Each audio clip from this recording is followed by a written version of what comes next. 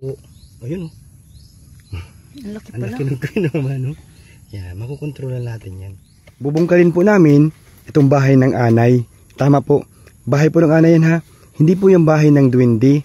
Kasi po, ito siguro yung nagiging dahilan kung bakit yung mga halaman namin dito ay hindi gumaganda. Tsaka po nagtanim kami ng kabuti, kinain din po ng anay yung tanim namin ng kabuti. Kaya po tatanggalin po namin yan. Para matanggal po yan, dapat makuha yung pinaka-queen. Pakita po namin sa inyo yung queen. Yan, bubungkalin po namin. Kapag po pala pinabubungkal ko, bumugad na po kaagad yung mga anay. Ito po, ang dami. Yan po siya. May malalaki po, and then may mga maliliit. Halos nabungkal ko na po yung bahay nila. Then ito po, parang ito na po yung bahay ng queen.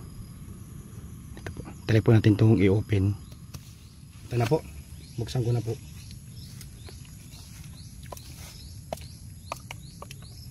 Ayun po yung queen oh.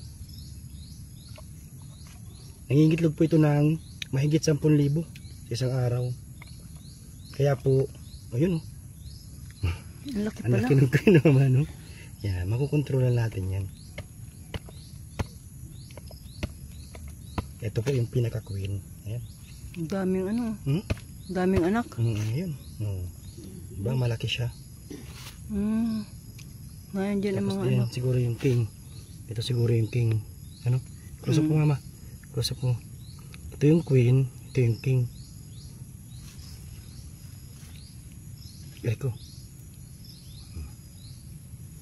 Pag ito po yung natanggal natin, ito pong buong colony, kukulapsa po yan. Wala na pong mangingitlog. Libo-libang itong mama sa isang araw. Kaya nahihirapan tayo dito magtanim. Dahil sa anay. Tignan mo yung bahay nila oh. Grabe pala. So yun lang po ano. Meron pa pong iba doon. At taranggalin po namin mga bahay ng anay dito. At nahihirapan po kami sa pagtanim. Siguro po nakaka-affect dito sa aming pagtatanim.